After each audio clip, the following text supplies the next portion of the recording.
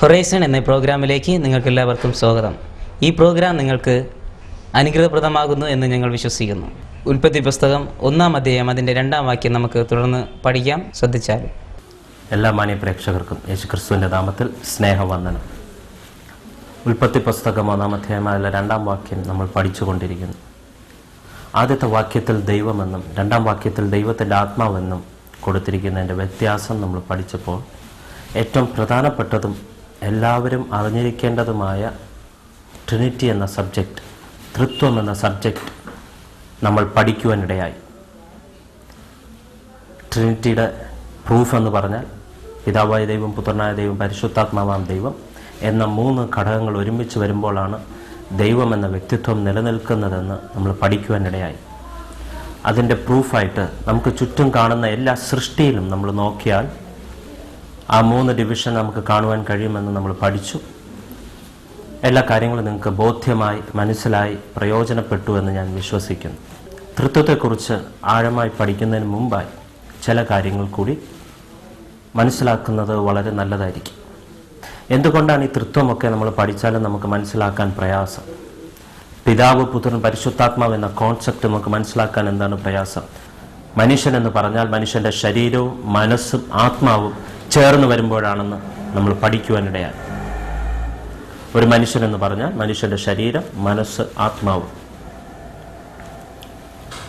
ഇതിൽ ഇന്ന് നിങ്ങൾ എന്നെ നോക്കുമ്പോൾ നിങ്ങൾ കാണുന്ന ആനന്ദിൻ്റെ ശരീരമാണ്. ദൈവം ആദ്യം മനുഷ്യനെ സൃഷ്ടിച്ചപ്പോൾ അവനെ ആത്മാവായാണ് സൃഷ്ടിച്ചത്. അന്ന് പ്രധാന ഘടകമായി നിന്നിരുന്നത് ആത്മാവായിരുന്നു. ഇന്ന് നിങ്ങൾ എന്നെ നോക്കുമ്പോൾ കാണുന്നത് എൻ്റെ ശരീരമെങ്കിൽ അന്ന് ദൈവം ആദാമിനെ നോക്കിയപ്പോൾ കണ്ടിരുന്നത് ആദാമിൻ്റെ ആത്മാവായിരുന്നു. ഇന്നൊരു മനുഷ്യനെ നോക്കുമ്പോൾ ആ മനുഷ്യൻ്റെ ശരീരം കാണാം. ആ മനുഷ്യൻ്റെ മനസ്സ് കാണുവാൻ കഴിയുകയില്ല, ആ മനുഷ്യൻ്റെ ആത്മാവിനെ കാണുവാൻ കഴിയുകയില്ല. മനുഷ്യൻ്റെ മനസ്സ് ചിലപ്പോൾ വായിക്കുവാൻ പറ്റും. ഒരു വ്യക്തി നോക്കുമ്പോൾ ആ വ്യക്തി എന്താ ചിന്തിക്കുന്നതെന്ന് അല്ലെങ്കിൽ എന്തോ ചെയ്യാൻ ഭാവിക്കുന്നതെന്ന് ചിലപ്പോൾ മനസ്സിലാക്കുവാൻ പറ്റും. ശരീരം പ്രധാന ഘടകമായി നിൽക്കുന്നു. ശരീരം ആദ്യമേ നമ്മൾ കാണുന്നു. മനസ്സ് ചിലപ്പോൾ വായിക്കുവാൻ പറ്റിയെന്ന് വരാം. എന്നാൽ ആത്മാവ് ആർക്കും ഒരു പിടിയുമില്ല. ആത്മാവ് എവിടെയാണ്? ശരീരത്തിനകത്ത് അവൻ്റെ യഥാർത്ഥ വ്യക്തിത്വമായ ആത്മാവ് വസിക്കുന്നു എന്നുള്ള ബോധ്യം പലർക്കുമില്ല. എന്നാൽ ദൈവം മനുഷ്യനെ ആദ്യം സൃഷ്ടിച്ചപ്പോൾ ഏറ്റവും പ്രധാന ഘടകമായി നിന്നിരുന്നത് ആത്മാവായിരുന്നു. അത് കഴിഞ്ഞാൽ മനസ്സ്, അത് കഴിഞ്ഞാൽ ശരീരമായിരുന്നു. ദൈവം സൃഷ്ടിച്ച മനുഷ്യനെ ഏതേൻ തോട്ടത്തിൽ കാണുവാൻ വരുമ്പോൾ അവൻ്റെ തോളിൽ കൈയിട്ട് ദൈവം ആത്മാവാകുന്ന മനുഷ്യനുമായി ഏതേൻ തോട്ടത്തിൽ അവരൊരുമിച്ച് നടക്കുമായിരുന്നു. പാപം ചെയ്തപ്പോൾ എന്ത് സംഭവിച്ചു? ഇന്നത്തെ ഈ മനുഷ്യൻ്റെ അവസ്ഥയിലേക്ക് മനുഷ്യൻ മാറുന്നു. എന്തായിരുന്നു പാപം? നമുക്കെല്ലാവർക്കും അറിയാം.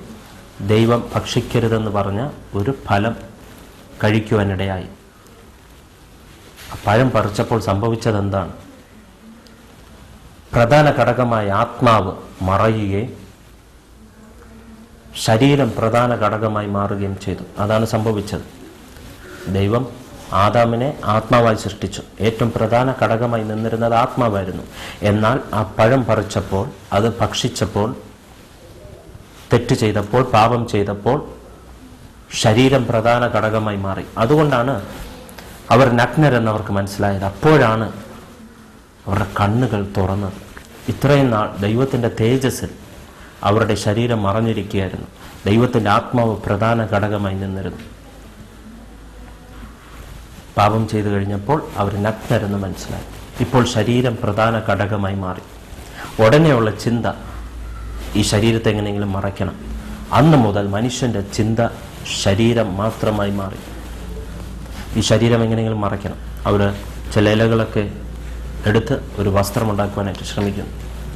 അന്ന് തൊട്ട് മനുഷ്യൻ ശരീരത്തിൻ്റെ കാര്യങ്ങൾക്ക് വേണ്ടി നെട്ടോട്ടം ഓടുക. അപ്പോഴാണ് ദൈവം പറഞ്ഞത്, ഇനി ഈ ശരീരം കൊണ്ട് നീ വേല ചെയ്യുമ്പോൾ വിയർക്കുവാനിടയാകും. എൻ്റെ അർത്ഥം എന്തുവാ? ഇത്രയും നാൾ ഈ തോട്ടം മുഴുവനും അധ്വാനിച്ചിട്ടും ഈ തോട്ടത്തിലെല്ലാ ജോലികൾ ചെയ്തിട്ടും ആദാമും അല്പം പോലും വിയർത്തില്ല. എൻ്റെ അർത്ഥം എന്താ? ഇത്രയും നാൾ ജോലികൾ ചെയ്തിരുന്നത് ആത്മാവെന്ന ഘടകത്തിൽ കൂടി. എന്നാൽ ഇനി ജോലി ചെയ്യുമ്പോൾ, ശരീരം എന്ന ഘടകത്തിൽ കൂടി ജോലി ചെയ്യുമ്പോൾ വിയർക്കുവാനിടയാകും. ശരീരം പ്രധാന ഘടകമായി മാറും. ഇനി അഥവാ ജോലി നീ ചെയ്താലും നിനക്ക് കിട്ടുന്നത് എന്തായിരിക്കും? മുള്ളും പറക്കാരെ. കാരണം എന്ത്? പാപത്തിലായിപ്പോയ മനുഷ്യൻ ശരീരം പ്രധാന ഘടകമായി മാറി. ഇപ്പോൾ എന്തെങ്കിലും ജോലി ചെയ്യണമെങ്കിൽ പ്രയാസം. ഇപ്പോൾ ജോലി ചെയ്താൽ ലഭിക്കുന്നത് മുള്ളും പറക്കാരെ. ഇപ്പോൾ മനുഷ്യരുടെ ചിന്ത, മനുഷ്യൻ ഓടുന്നത് ശരീരത്തിന് വേണ്ടി മാത്രം. തിരുവനന്തപുരം പട്ടണത്തിൽ ഞാൻ വിചാരിക്കുന്നു ഒരു 2-3 കണക്കുകളുണ്ട്. കുറഞ്ഞത് 8 ലക്ഷം പേരെങ്കിലും നമ്മുടെ തിരുവനന്തപുരം പട്ടണത്തിൽ കാണുമെന്ന് ഞാൻ വിശ്വസിക്കുന്നു. 10 ലക്ഷം എന്നും 13 ലക്ഷം എന്നും ഇങ്ങനെ 2-3 കണക്കുകളുണ്ട്. എന്നാൽ കുറഞ്ഞത് 8 ലക്ഷമെങ്കിലും ഉണ്ടെന്ന് ചിന്തിക്കുക. എനിക്ക് വളരെ വേണ്ടപ്പെട്ട ഒരു വ്യക്തി നമ്മുടെ മെഡിക്കൽ കോളേജിലെ കണക്ക് എനിക്ക് തരുവാനിടയായി. ഒരു ദിവസം മെഡിക്കൽ കോളേജിൽ ചെന്നാൽ കുറഞ്ഞത് 2000 പേരെങ്കിലും അവിടെ അഡ്മിറ്റായി കിടക്കുന്നുണ്ടായിരിക്കാം. കുറഞ്ഞത് ഒരു ദിവസം 2000 പേർ. ഓരോ ദിവസവും 200 പേർ കുറഞ്ഞത് പുതിയ അഡ്മിഷനായി വരും. അതൊരു ആവറേജ് കണക്കാണ്. OPയിൽ വന്നു പോകുന്നവരുടെ കാര്യമല്ല. ഓരോ ദിവസവും 200 പേർ പുതിയ അഡ്മിഷൻ. ആ കണക്കൊന്ന് നോക്കിയാട്ട് ഓരോ ദിവസം 200 പേരെങ്കിൽ ഇൻറ്റു 30, ഒരു മാസം എത്ര പേരാ? 6000 പേർ. ഇതിനെ ഇൻറ്റു 12 ആക്കി 72,000 പേർ ഒരു വർഷം പുതിയ അഡ്മിഷനായി വന്നും പോയും ഇരിക്കുന്നു. ഇത് മെഡിക്കൽ കോളേജിലെ മാത്രം കണക്ക്. ഇവിടുത്തെ എല്ലാ ഹോസ്പിറ്റലിലെയും കണക്കൊന്നെടുത്ത് നോക്കിയേ. മനുഷ്യൻ നെട്ടോട്ടമോടുക.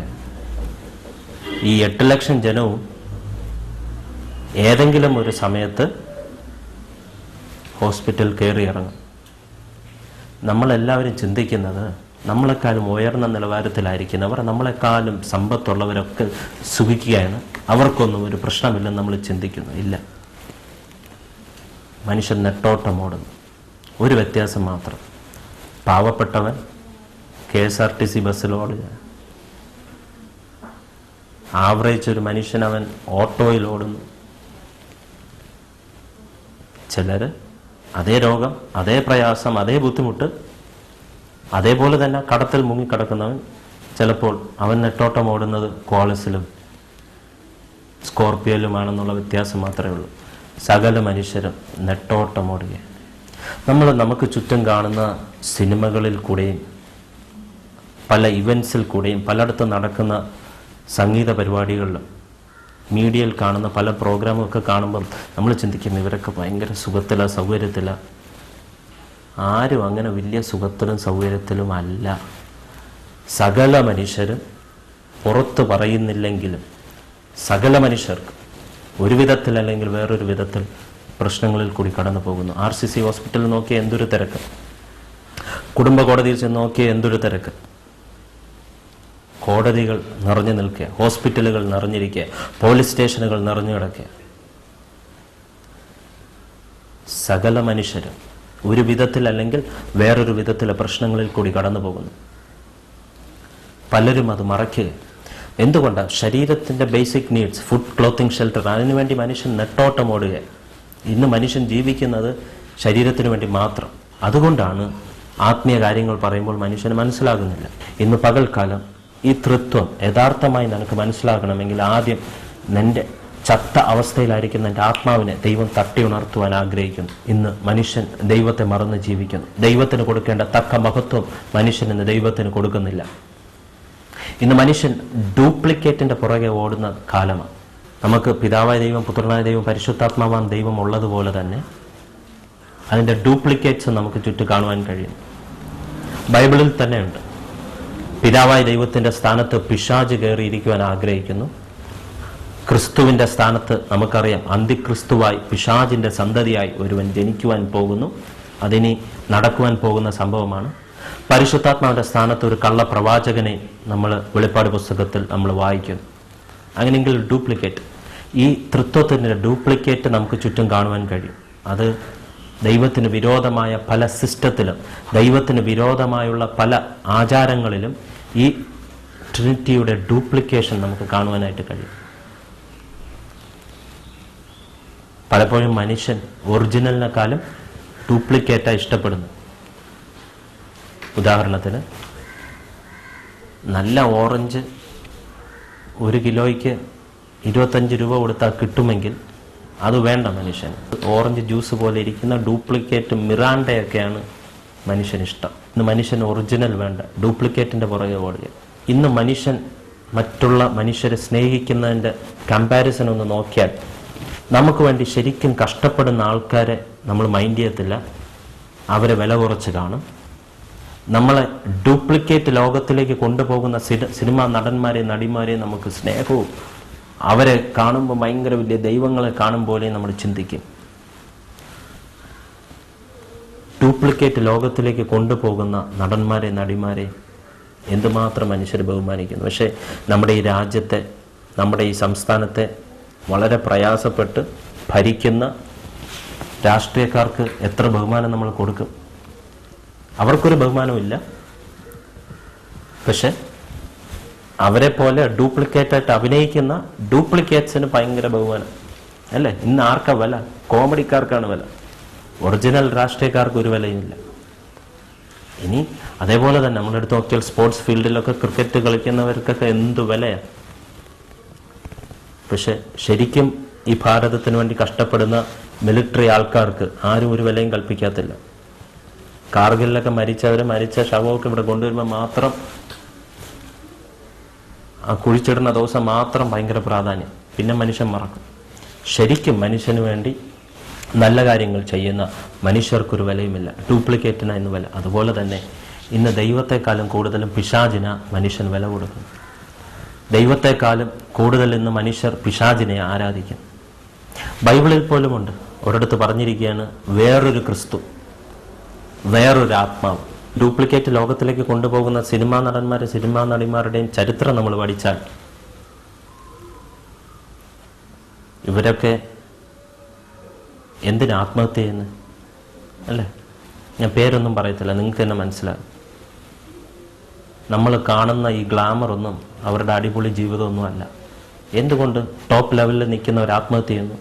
എന്തുകൊണ്ട് ഇന്ന് നമ്മൾ അടിപൊളി നല്ല ആൾ, ഭയങ്കര ഹീറോ എന്ന് പറയുന്ന ആളുടെ വീട്ടിൽ നിന്ന് തീവ്രവാദികൾ ഉപയോഗിക്കുന്ന തോക്കൊക്കെ കണ്ടുപിടിക്കുന്നു? ഇവരൊക്കെ ഡ്യൂപ്ലിക്കേറ്റാണ് പ്രചരിപ്പിക്കുന്നത്. ഇവരൊക്കെ നമ്മൾ ഒരിക്കലും ലഭിക്കാത്ത മോഹങ്ങളിലേക്ക് കൊണ്ടുപോയി പാപത്തിൻ്റെ വഴിയിൽ കൊണ്ടിടുന്നു. നല്ല സിനിമകളുണ്ട്, ഇല്ലെന്ന് ഞാൻ പറയത്തില്ല, നല്ല സിനിമകളുണ്ട്. സിനിമ കാണുന്നത് പാപമാണെന്ന് ഞാൻ പറയത്തില്ല. നല്ല സിനിമ അത് കാണുന്നതിൻ്റെ ഉദ്ദേശമൊക്കെയാണ് പ്രധാനം. പക്ഷെ 99% ഫിലിംസ് ഒരു മനുഷ്യനെ പാപത്തിലേക്ക് നയിക്കുന്നത്. ബൈബിൾ പറയുന്നത് ഇടർച്ചകൾ വരും, അത് വരാതിരിക്കത്തില്ല, ഇടർച്ചകൾ വരും. പക്ഷെ ആ ഇടർച്ചകൾ കൊണ്ടുവരുന്നവന് അയ്യോ കഷ്ടം.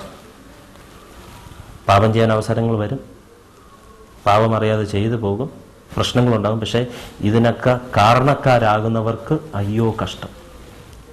കോടിക്കണക്കിന് ജനത്തെ പാപത്തിലേക്ക് നയിക്കുന്നതിന് കാരണക്കാരായ ഈ ഡ്യൂപ്ലിക്കേറ്റ് ലോകത്തിലേക്ക് കൊണ്ടുപോകുന്ന നടന്മാർ ഒരു ദിവസം ദൈവത്തിൻ്റെ മുമ്പിൽ നിൽക്കേണ്ടവരാണ്.